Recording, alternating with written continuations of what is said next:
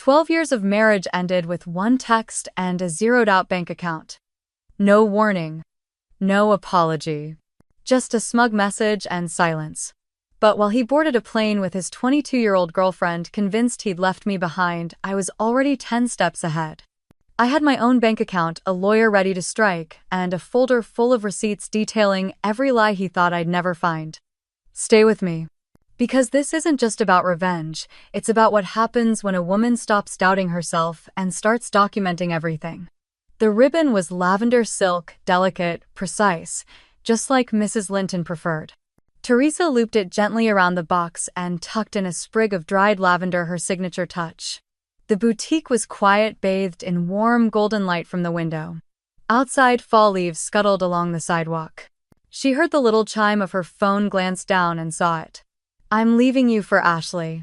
She's 22. I already drained the account. Enjoy your little store. For a moment, everything stilled. The ribbon stayed in her hands, soft and unbroken. Her eyes scanned the message again, not because she didn't understand it, but because she expected to feel something more than this strange, hollow clarity. Mrs.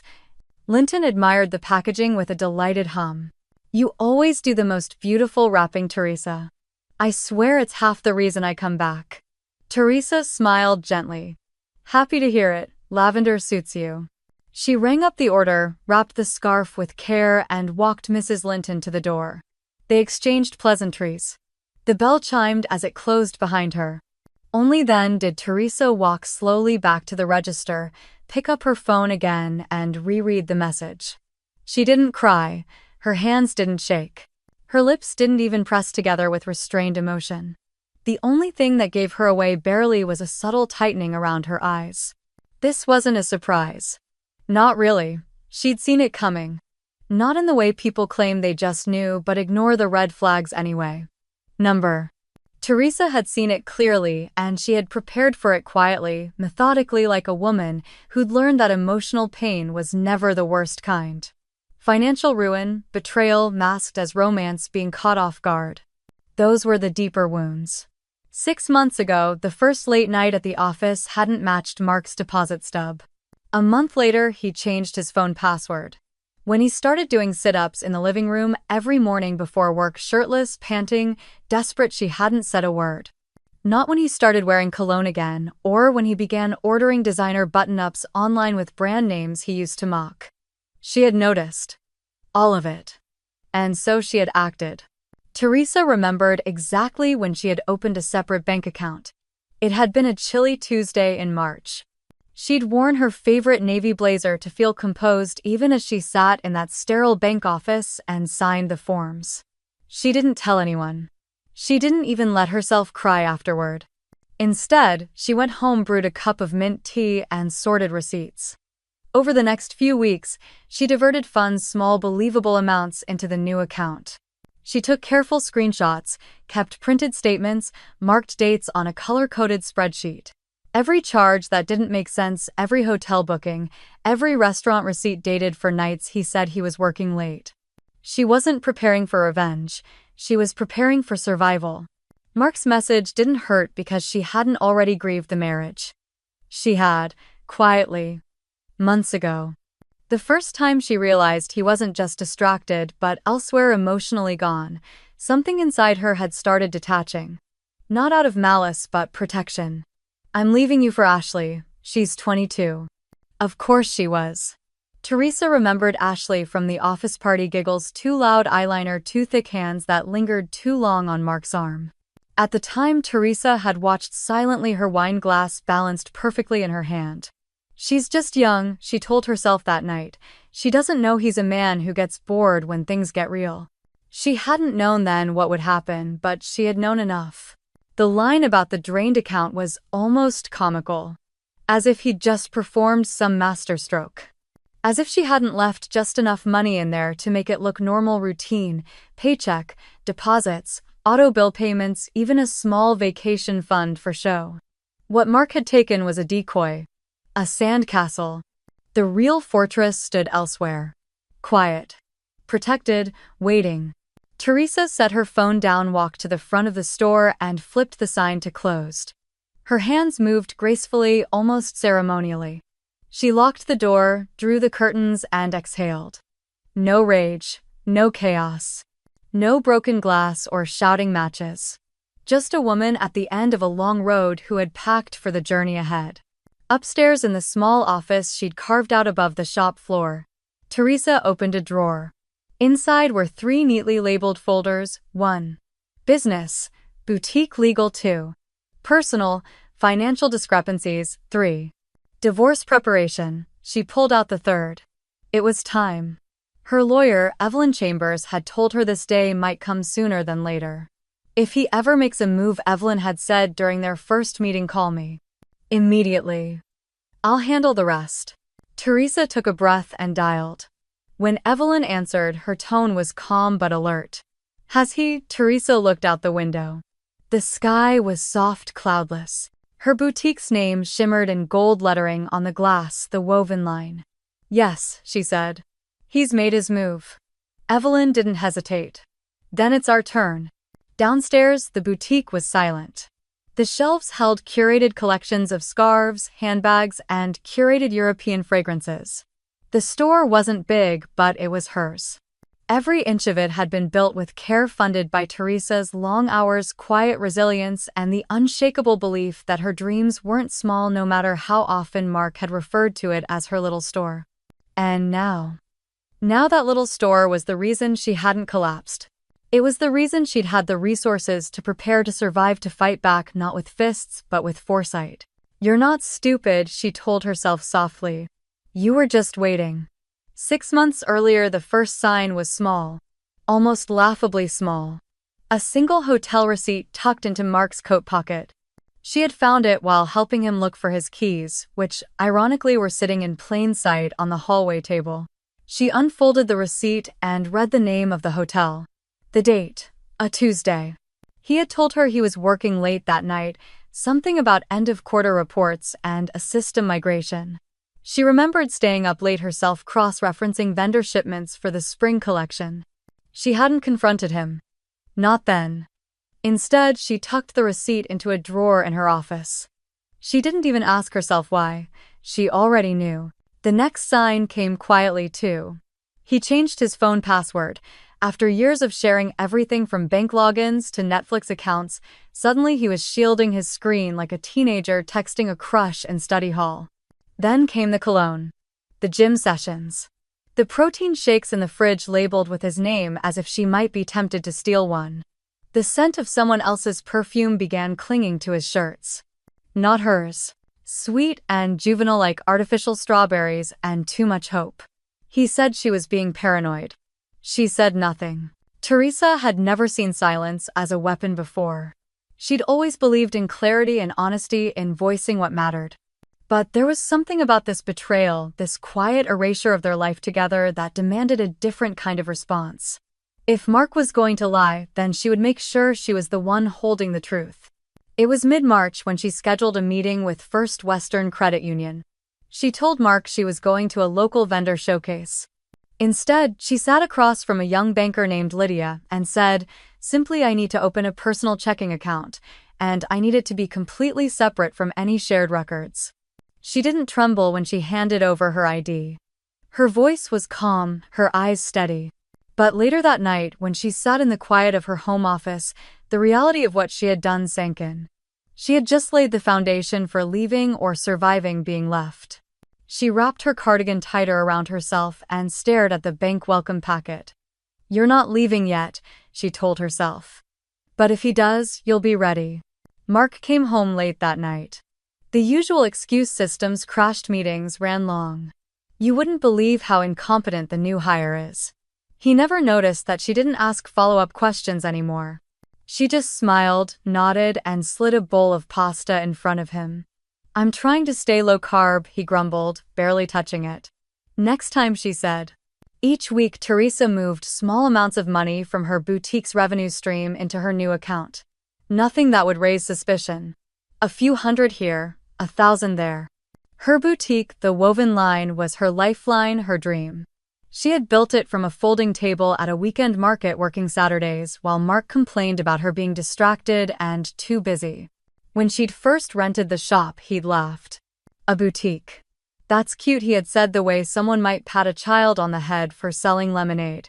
She had painted the walls herself, refinished the shelves, curated every item by hand. And when she opened the doors, the first customer was a woman named Sheila who bought a scarf and said, "You have good taste. This feels like a little Paris in Ohio." It was the first time in years Teresa felt seen.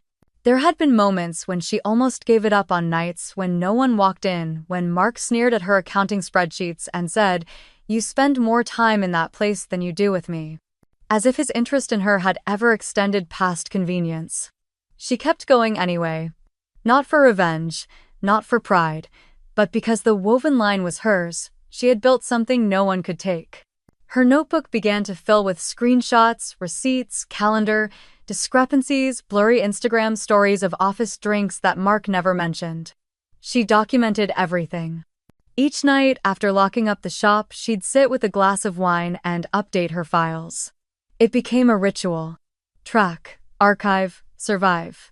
One evening, she stood in her closet staring at a silk dress she hadn't worn in over a year. The last time she put it on was for their anniversary dinner. Mark had stared at his phone most of the night. She remembered thinking, if I left right now, would he even notice? She didn't leave that night, but she began preparing for the possibility. When Mark started talking about streamlining their finances and combining everything for simplicity, she agreed, bright-eyed, supportive, even enthusiastic. "I trust you," she had said, pressing a kiss to his cheek. He smiled, oblivious, while she moved what remained of her personal savings into the account he didn't know existed. It was in April when she first met with Evelyn Chambers, a lawyer recommended by her friend Greta, who had gone through a quiet, brutal divorce the year before. Teresa arrived at Evelyn's office carrying a canvas tote filled with color-coded folders. "I'm not leaving him," she said, laying the folders on the table. "Not yet. But I want to understand what I need to protect." Evelyn had nodded. Not a flicker of judgment. Just calm, efficient understanding. "Most women come in too late," she said. "You're not one of them." Teresa had left the meeting with a checklist, a sense of direction, and a strange, unexpected peace. The silence wasn't cowardice. It was clarity. She had stopped hoping he would come home earlier or notice her new earrings or ask about her day. Instead, she noticed everything else: the lie behind his smile, the way he no longer looked her in the eye, the way he had already exited the marriage, even if his body still lived in their house. Now, 6 months later, that body had finally made its move. And she was ready. Her phone buzzed again, another message from Mark. Something smug and juvenile, probably. She didn't look. Instead, she picked up her phone and called Evelyn. When the line picked up, Teresa didn't hesitate. "He just made his move," she said softly. Evelyn's voice came through the line, calm and certain. "Then it's our turn." The messages didn't stop. They came at odd hours, early mornings, late nights, and always with a biting edge. Mark had moved on physically, but digitally he lingered like a ghost, tapping at the edges of her world. "Ashley makes me feel alive again. You never understood me. You're going to regret being this cold. I gave you the best years of my life. My family knows everything. They agree this was bound to happen. We grew apart. Don't pretend that shop means anything. You clung to it because you didn't know how to love me." Teresa read each one in silence. Her expression didn't shift. Her breath stayed even. She simply took screenshots and dragged them into her folder titled Emotional Evidence. Each message was a confession. Each insult another brick in the wall of her case. She didn't block him. Not yet. Not because she needed to hear his words, but because every word confirmed who he truly was, and who she was becoming in response. That night, after she closed the boutique, she stood in the doorway of her home for a long moment before stepping in. The porch light bathed her in amber, casting soft shadows on the wooden floorboards, boards Mark once said were too creaky to impress anyone. She didn't flip on the lights right away. The darkness was comforting, like a pause between heartbeats. Upstairs, she changed into a cotton robe and padded barefoot into the living room. The space was neat, curated. Not showroom, perfect lived in. It smelled of sandalwood and tea. On the side table, a ceramic mug waited with chamomile cooling inside. Her hand reached toward a leather-bound album on the bottom shelf. The wedding album. She hadn't opened it in years. The first photo was of her and Mark standing under a white trellis laced with ivy. Her smile stretched wide, untouched by disappointment. Mark's eyes held something like charm before charm hardened into self-absorption. Teresa turned each page slowly. There was the reception toast where he bragged about being the lucky one. The shot of their first dance where her head rested on his chest, like she had finally arrived home. Another page. Another version of herself, one who thought love was bulletproof. She didn't cry. She felt distant, like she was reading a novel about someone she used to be. Someone kind, hopeful, unprotected, not stupid. Just trusting. That woman hadn't died. She had evolved. Forgiveness, Teresa realized, wasn't about saying it was okay. It wasn't about fixing what was broken or inviting him back into the light. It was about reclaiming peace, letting go of the weight. Forgiveness isn't about going back, she whispered into the stillness. It's about moving forward without carrying the resentment. She closed the album and placed it back on the shelf. Gently, as if she were laying an old friend to rest. Her phone buzzed again. She didn't need to check to know who it was. Still, she did. "I'll let you stay in the house if you're respectful during the divorce." She burst out laughing. Real sharp, involuntary laughter. It bounced off the walls, startling even her. He would let her stay. This house had been hers long before Mark ever stepped through the front door. Left to her by her grandmother, who told her once, "Always keep something that's yours alone. It will save you one day." He had never contributed to the mortgage, never helped with repairs. He'd criticized the wallpaper, hated the porch swing, and wanted to knock down the kitchen wall. But he had never owned a single square foot of it. She opened her notes app and added a line under legal highlights: attempted verbal manipulation, implying control over separate property house. She scrolled up to the previous note and tapped attach screenshot. Done. Teresa walked down the hallway into her office. This room had become her war room. Papers lined the desk, organized in labeled trays: asset documentation, separate business accounts, joint liabilities, and communication records. In the center, her laptop was open, cursor blinking on a spreadsheet titled Financial Timeline, Fraudulent Charges. She clicked Insert New Row and filled in the details: date today. Charged 2 first-class tickets, Miami. Hotel booking, the Royal Palms Ocean View Suite. Card used joint credit, last 4 digits 9,338.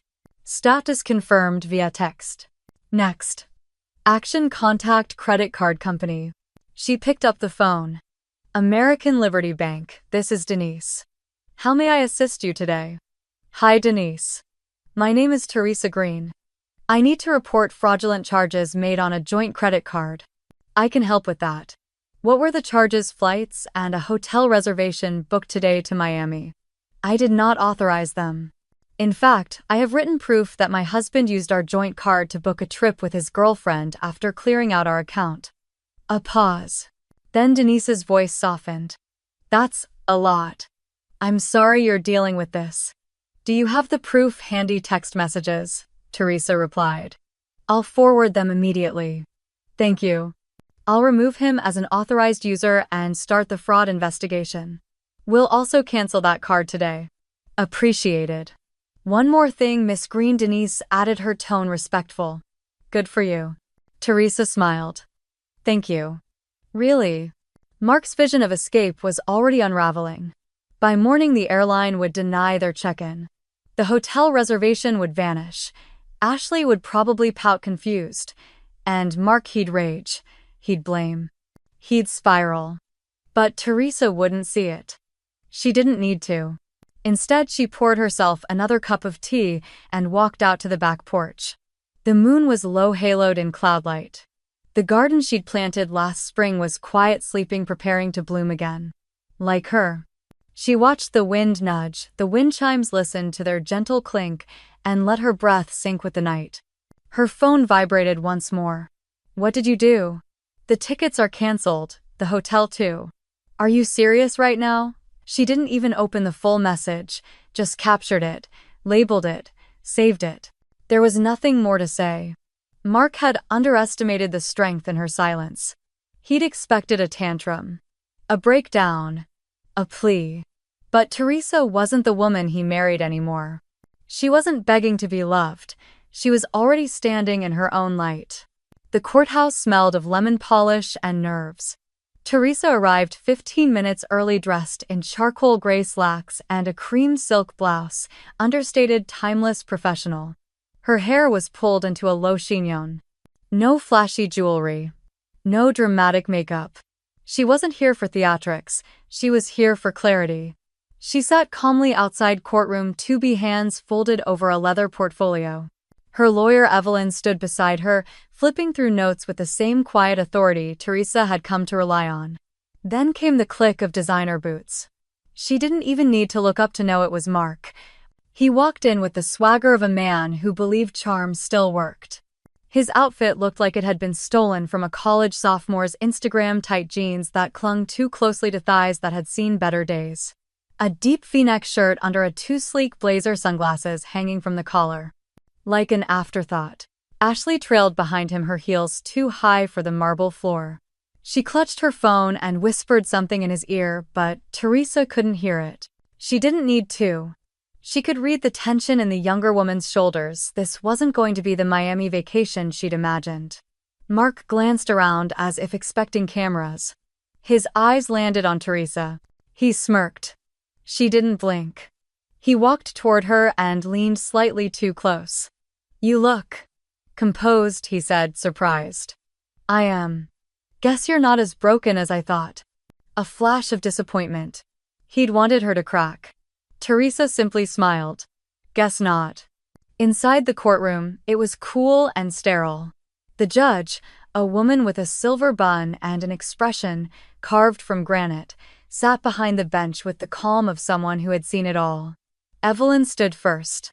"Your Honor, we are requesting an emergency injunction to freeze all joint assets based on documented financial misconduct by Mr. Harrison. My client has compiled substantial evidence." "Proceed," the judge said. Teresa opened her portfolio. Inside, copies of Mark's text messages bragging about emptying their account, screenshots of him mocking her, age, admissions of booking a trip with another woman on a joint credit card. There were spreadsheets outlining her boutique's separate finances, account numbers proving premarital ownership of the house, and business registration documents listing only her name. Evelyn laid it out piece by piece like a curator presenting an exhibit of quiet betrayal. Mark's lawyer, a man with too much gel in his hair and too little ground to stand on, cleared his throat. "My client admits he may have acted impulsively, but Mrs. Green's actions moving money to a separate account tracking his purchases seem calculated." "Calculated," Evelyn repeated. "Or prepared. My client protected her personal property and kept business finances separate. That's not manipulative, that's responsible." The judge nodded slowly. "Mr. Harrison, do you deny that you used joint funds to finance a trip with your girlfriend?" Mark shifted in his seat. I just needed a clean break." You didn't think," the judge finished for him. There was silence. Mark looked to Teresa finally, as if truly seeing her for the first time. His voice dropped. "You planned this. You were ready for this. Weren't you?" Teresa met his eyes and smiled. "I just paid attention." The judge adjusted her glasses. Based on the evidence presented, the court orders an immediate freeze of all shared financial accounts. Mr. Harrison is required to return the full sum withdrawn from the joint account within 48 hours. "But it's gone," Mark blurted. "We spent it. Flights, hotel." Then I suggest you find a way to return it," the judge said dryly. "This court does not take lightly the misuse of marital assets." Ashley let out a soft gasp from the back of the room. They took a brief recess. Outside, Teresa stood at the window overlooking the courtyard. The light hit the stone in just the right way. It looked like gold under pressure. Evelyn leaned in. "That went better than expected." Teresa nodded. "He thought he had me cornered. He thought you'd react emotionally." Teresa exhaled. "He thought wrong." Mark returned from the hallway noticeably quieter. His shirt clung to him now, not from style but sweat.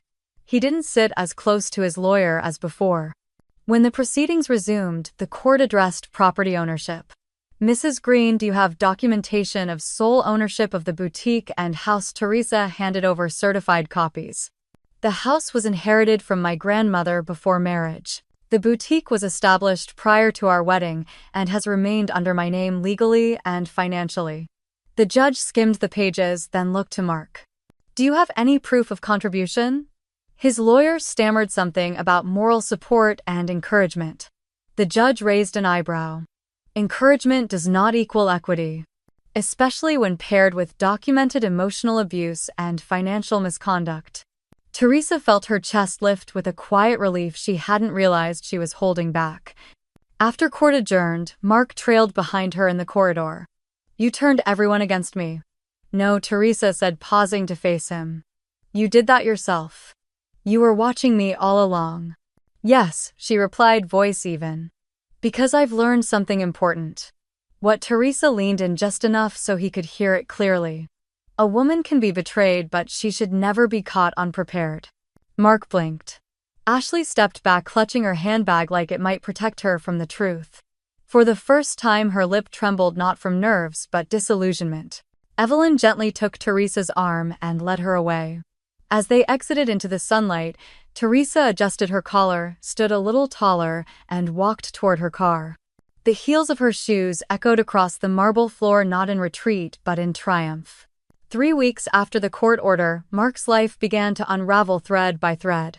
The promotion he'd been waiting for, whispering about for months, boasting would prove everyone wrong, was quietly handed to someone else. A younger colleague.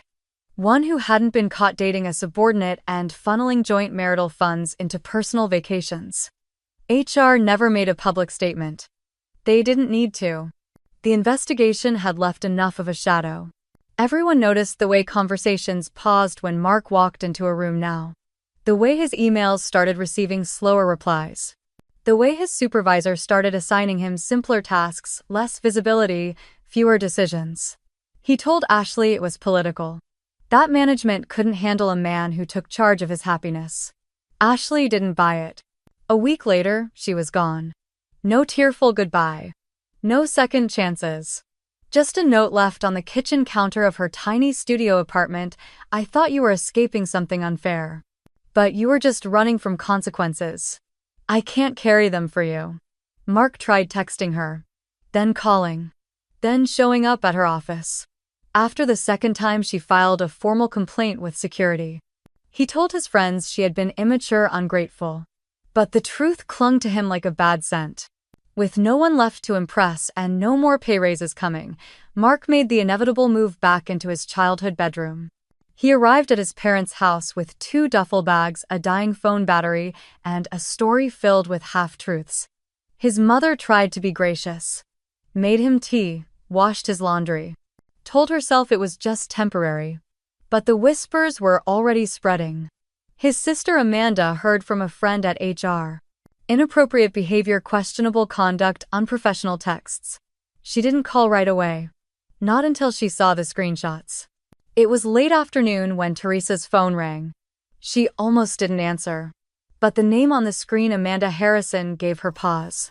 She picked up steady. Hello, a beat of silence. Then Amanda spoke, quiet and deliberate. I wanted to apologize. Teresa blinked. For what? For not believing you, Amanda said. For thinking you were cold, controlling. That's what he told us, you know. That you micromanaged everything. That you cared more about your little shop than about him. Teresa said nothing. The silence made Amanda keep talking. But then I saw the messages, the receipts, the tone of everything he wrote. The way he mocked you for your age, your business. The way he gloated about draining your account. She sounded tired, almost ashamed. I used to think you were intimidating, Amanda admitted. Turns out you were just right. The next day her phone rang again. This time it was Mark's mother. Teresa let it go to voicemail. Then she listened to the message in full. Teresa, I know I'm the last person you want to hear from. But I wanted you to know. I've spoken to Mark. And I told him he has no one to blame but himself. What he said about you, what he did, it's inexcusable. I'm sorry I ever believed his version. There was a pause, a shaky inhale. I raised him better than this, or I thought I did. Either way, I see the truth now. Teresa sat in the back garden with her phone resting on her knee. She didn't cry. She didn't feel vindicated exactly. She just felt light. Like a burden she didn't realize she was carrying had finally lifted. The truth had never needed defending. It had just needed time. Her boutique had become busier since the trial. Customers came in with quiet purpose, many of them women who offered soft, knowing smiles. One afternoon, a woman lingered by the silk scarves, then leaned in. My ex tried to take half my business too, she said. Said I owed him for all the support. She rolled her eyes. You'd be amazed how much people think they're entitled to just for breathing in the same room while you work. Teresa smiled. Not amazed at all. At night, she sometimes scrolled through her old notes from the months leading up to the divorce. Pages of screenshots, receipts, whispered warnings to herself. She didn't do it to relive the past. She did it to remind herself of what it took to hold the line. To stay silent when silence was smarter, to prepare instead of react. One evening while closing the register, Evelyn stopped by the boutique. You've built something bulletproof, she said, admiring a new display case. No one can take that from you. Teresa gave a small smile. They tried. And failed. Evelyn paused, then added, funny how truth works. It waits, but it always shows up. Eventually, Teresa nodded. The more you hold on to the truth, she said quietly, the more the world is forced to acknowledge it. Mark, meanwhile, was still telling stories. At the local bar, he spoke of his glory days in management. About the business ideas he had almost started. About the boutique that used to be half his. He told anyone who listened that he'd been blindsided. Betrayed. But fewer and fewer people listened.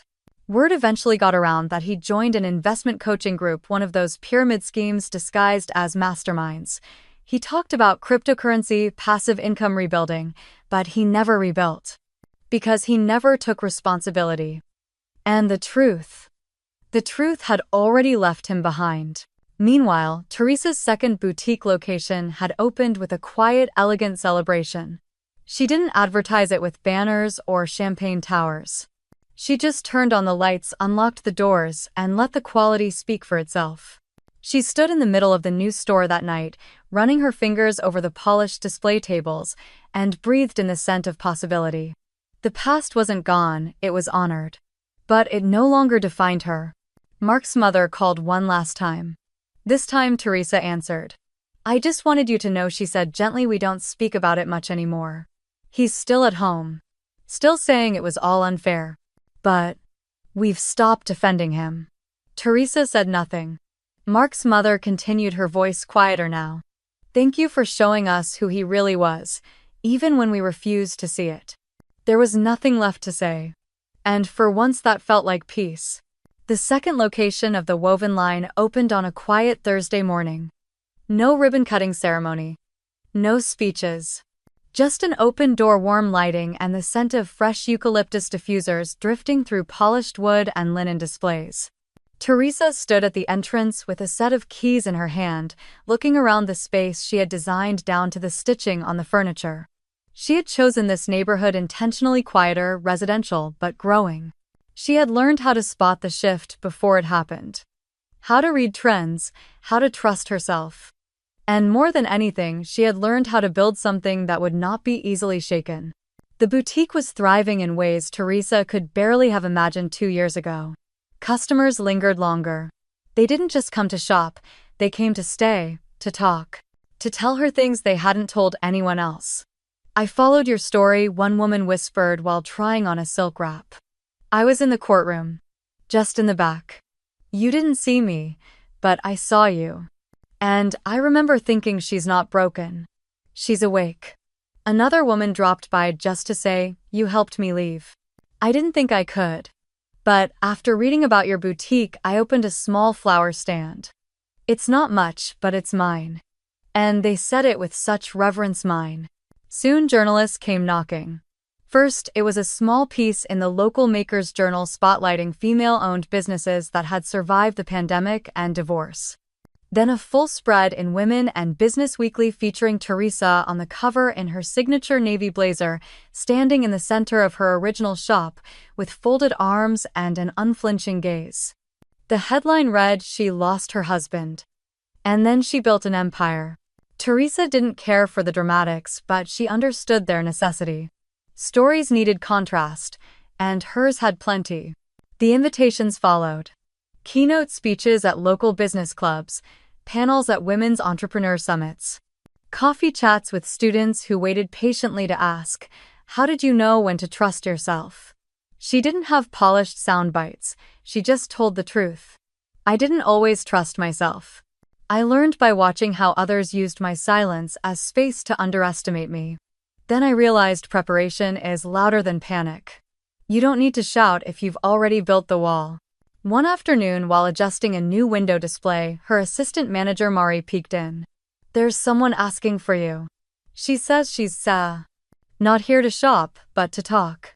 Teresa wiped her hands on her apron and stepped out into the showroom.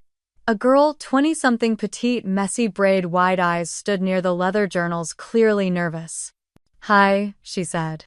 "My name's Eliza. I've followed your story since everything.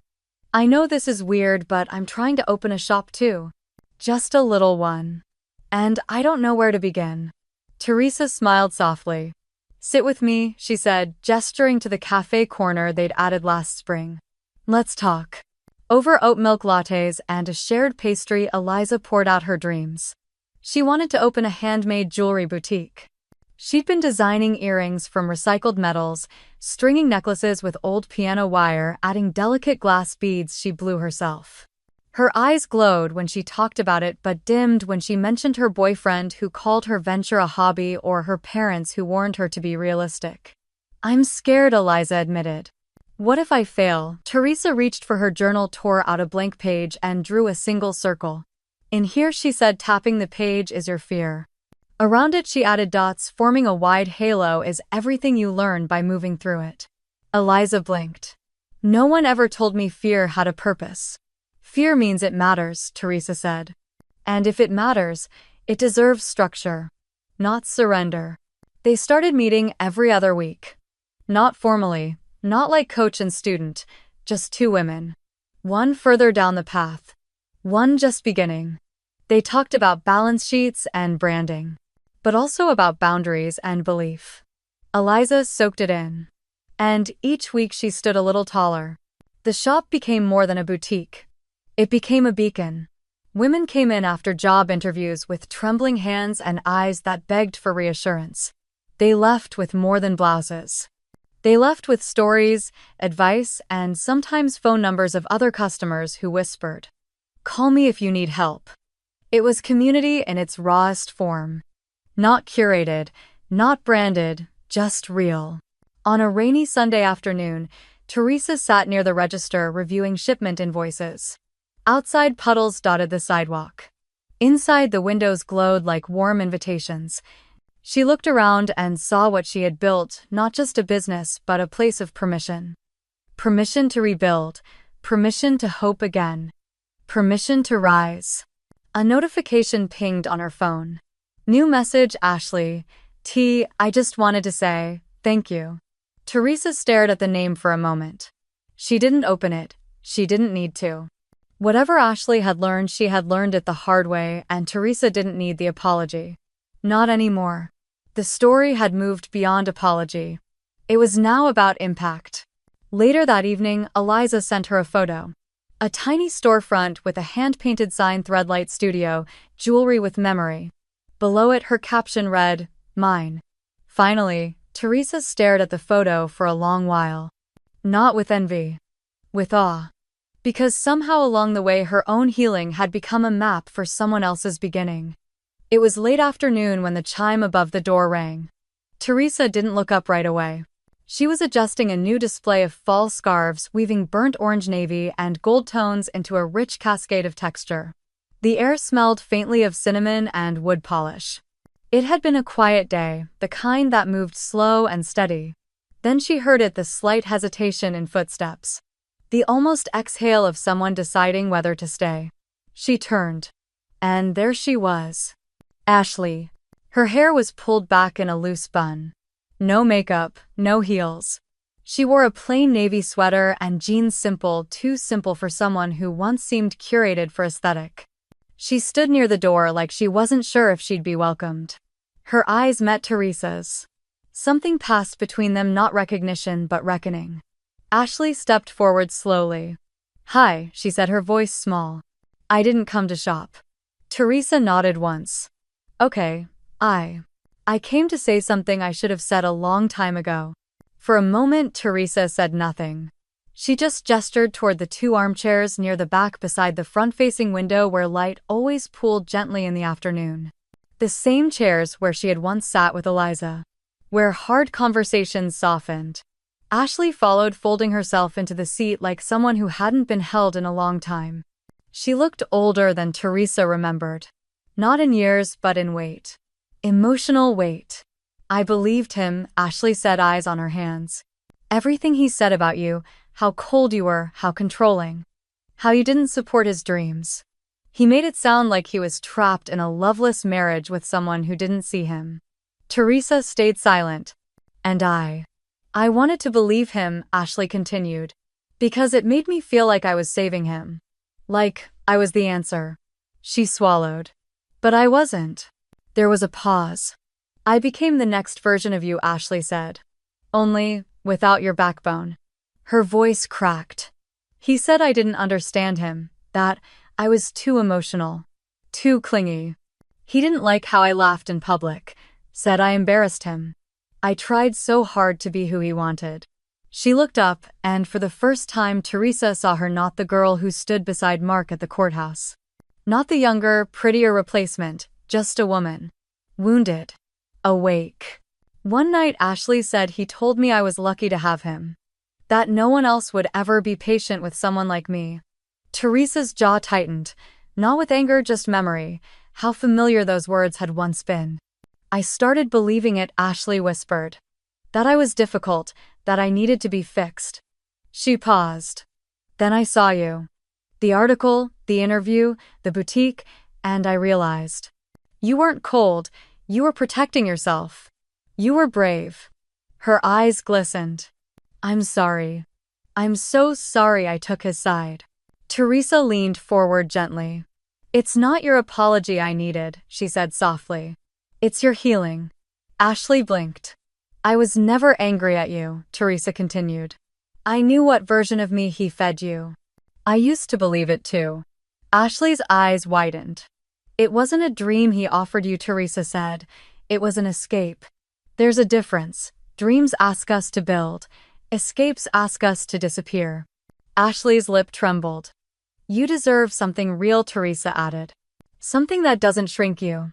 Something that doesn't call your light too much." For a moment neither of them spoke. The silence wasn't awkward. It was sacred.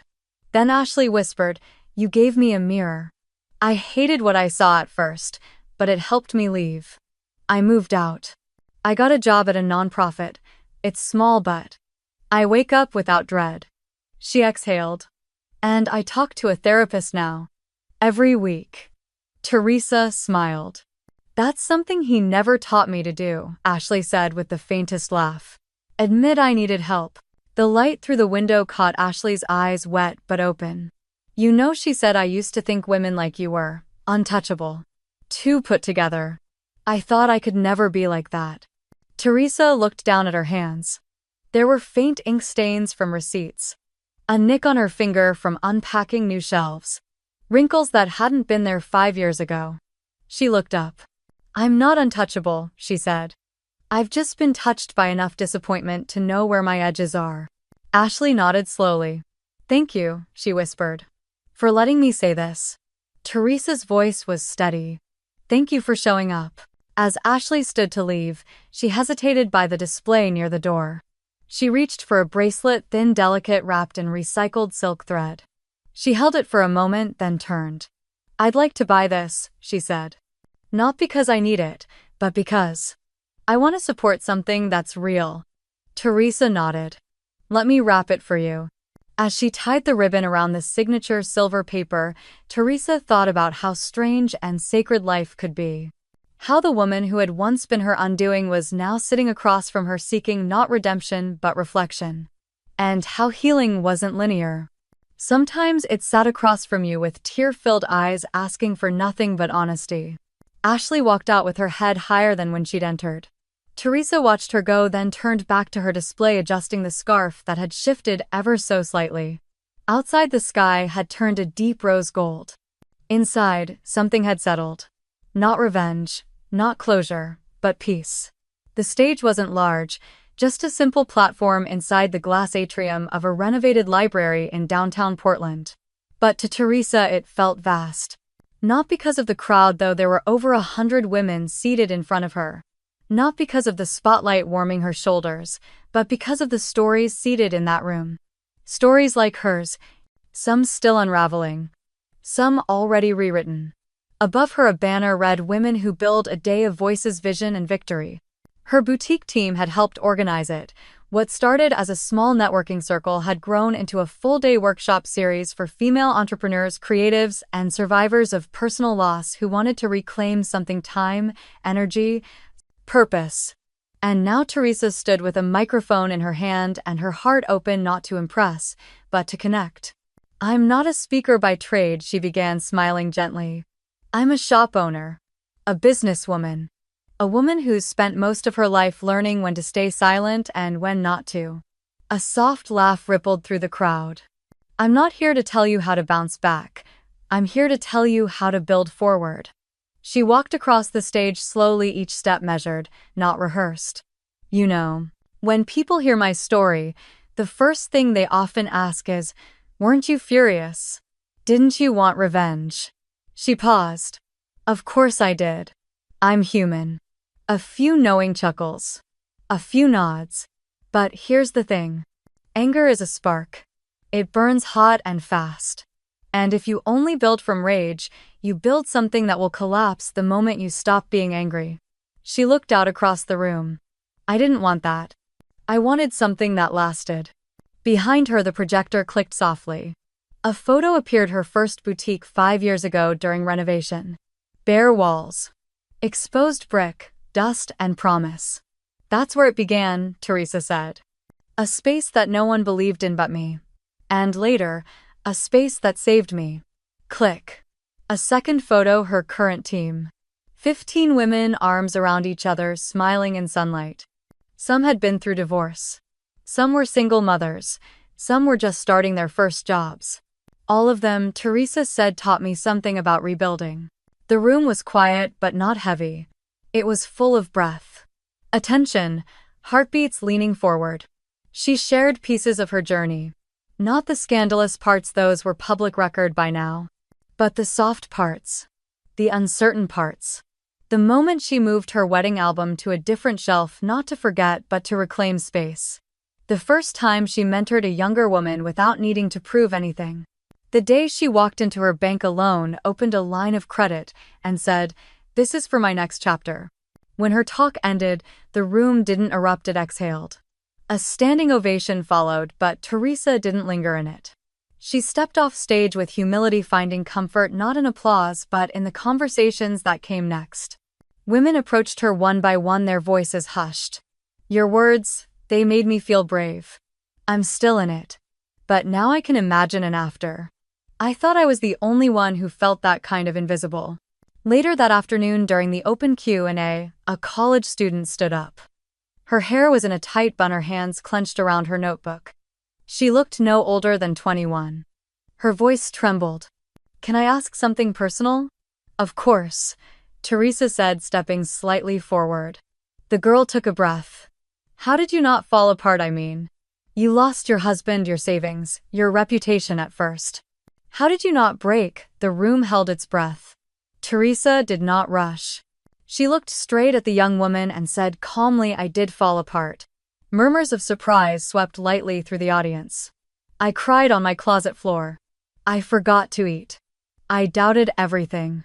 I stopped recognizing myself in the mirror." She stepped closer.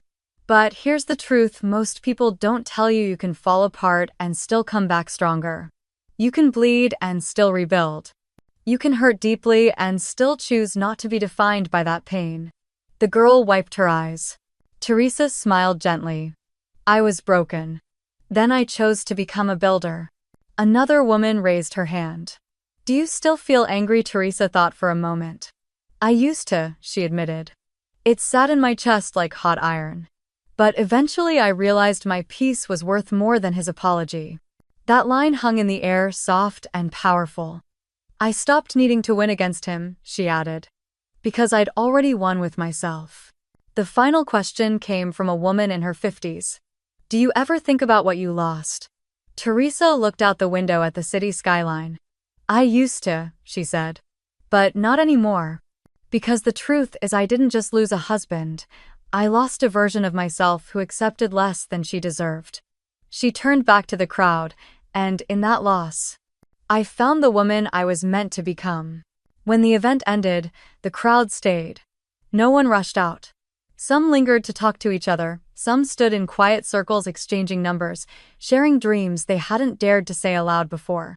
Teresa stood by the door shaking hands, listening.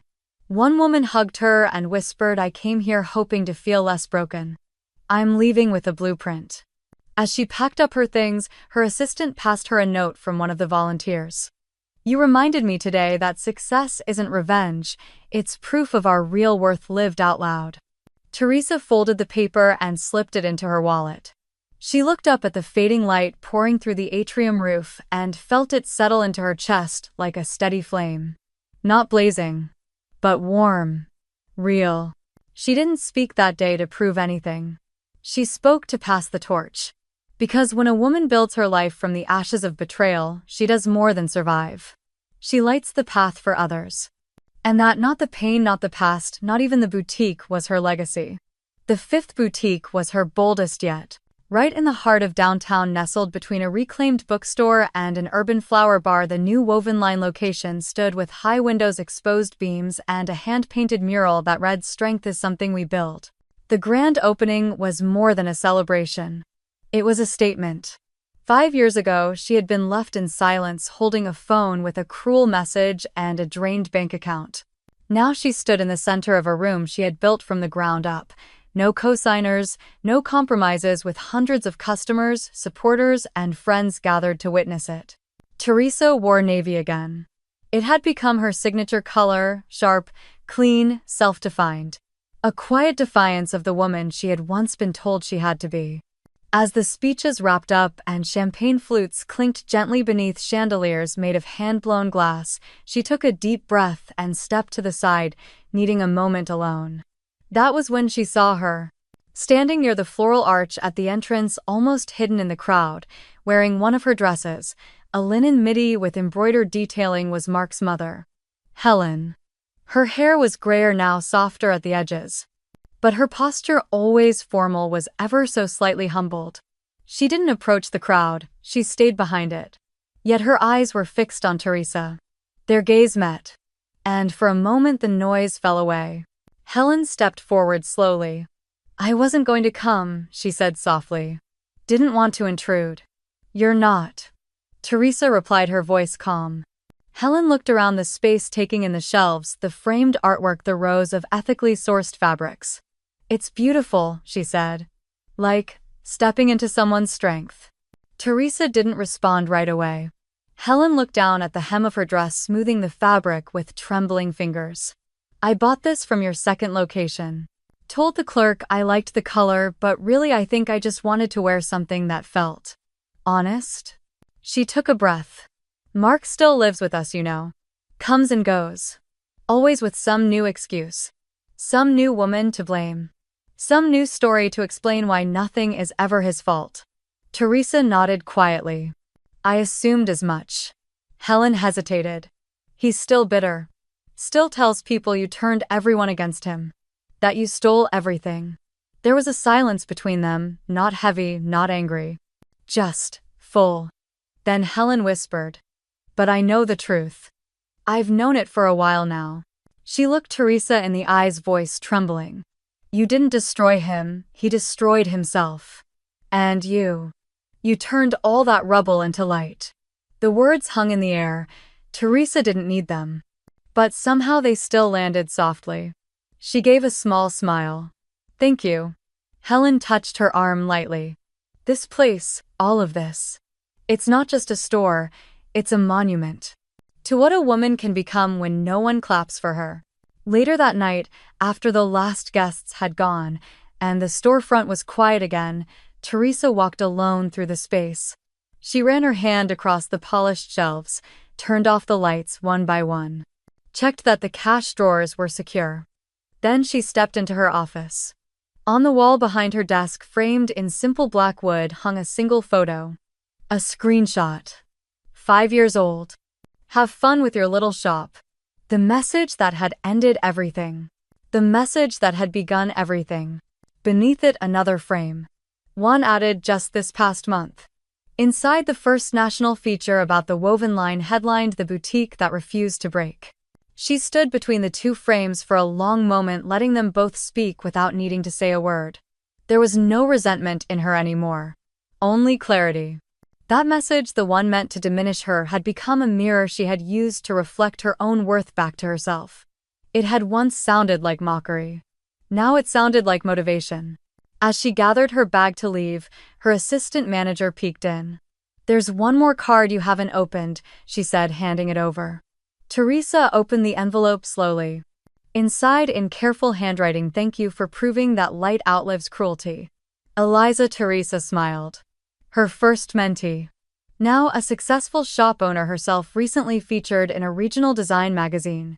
She placed the card beside the frames on the wall, not pinned or taped, just leaned there gently. Because that was the real full circle. Success hadn't been a destination, it had been a reclamation. Of voice, of power, of peace. And her boutique. That was just the expression of it. What she had truly built was this. A life no one could threaten again, a name that no one could erase. A truth so solid even those who once doubted it had no choice but to acknowledge it. As Teresa turned off the final light and stepped into the night, the city wrapped around her like something earned. She wasn't haunted by ghosts anymore.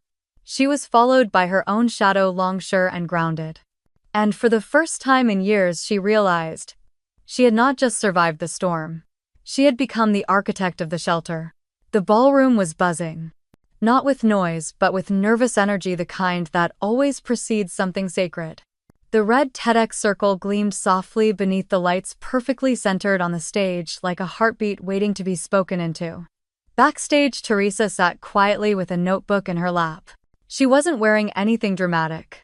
A slate gray blouse, navy pants, small earrings she'd bought from a young artist at one of her own mentoring events. No labels, no armor, just her. And on the page before her, the final sentence of a speech that had taken her years, lifetimes really, to write. She had been invited to speak months ago. At first, she said no. I'm not a thought leader, she'd told the organizer. I'm just someone who learned to survive. But they had insisted. Not because she had survived, but because she had transformed. You didn't build a brand, the woman had said. You built a blueprint. Now the lights dimmed. The host's voice echoed gently across the room. Our next speaker is a businesswoman, a mentor, and a survivor, not of tragedy but of expectation. Please welcome Teresa Hale. The applause was soft, almost reverent. Teresa walked slowly to the center of the circle, her notebook still in hand.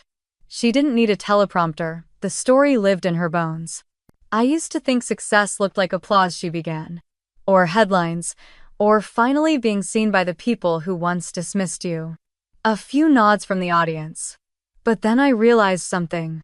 Success isn't revenge. It's resurrection. She let the silence settle for a beat. I didn't get here by proving anyone wrong. I got here by proving myself right. She told her story, not the one the newspapers had printed, but the one between the lines. The closet floor. The ledger entries at 2 a.m. The quiet click of her boutique doors each morning, even when her hands shook. I didn't want to be a symbol, she said. I wanted to be free. Halfway through the speech, she paused. She looked out at the crowd, not at their faces but their postures. There was a woman in the front row, hand clenched around her pen. A teenager in the second, eyes wide and wet. An older woman off to the side holding a handbag from Teresa's first boutique. None of them needed saving. They just needed space. And someone who told them they didn't need permission. So many times Teresa said, people ask me, how did you forgive him? And I say I didn't do it for him. I did it to set myself free from the weight of what he couldn't carry. Her final words landed like a whisper and a drumbeat all at once. Women don't need to be rescued. They need to be believed when they say they are strong enough to rescue themselves. The room stood before the applause came. And then it did, roaring, rising, reverent. Not for perfection, but for proof. Backstage, she sat down again, her hands finally still. She opened the notebook one more time. Inside the front cover was a quote she had written down years ago, back when things were falling apart. Success is the best revenge. She had lived by it. Until now. She picked up a pen, crossed out the word revenge. And above it in steady ink she wrote rebirth. Later that evening, Teresa walked out into the cool air of downtown Boston. She took the long way back to her hotel, cutting through the park where the trees whispered in their spring bloom. Her heels echoed softly against the cobblestone. She passed a girl sitting on a bench hunched over a laptop. Strands of hair tucked behind one ear, headphones in. The girl looked up just for a second and recognized her. A tiny smile passed between them. Not fan to speaker, but woman to woman. Back in her hotel room, Teresa slipped off her shoes and stood by the window looking out at the glow of the city. She wasn't tired, she was full. There would be more stories after this. Not all her own. Some passed down, some discovered. Some whispered by women who were still in the middle of their storms, trying to decide whether to burn it all down or build something new from the ashes. And when they were ready to rise, she would be there. Not to lead, but to light a match. In her journal, she wrote only one sentence that night. This was never the end. It was always the beginning.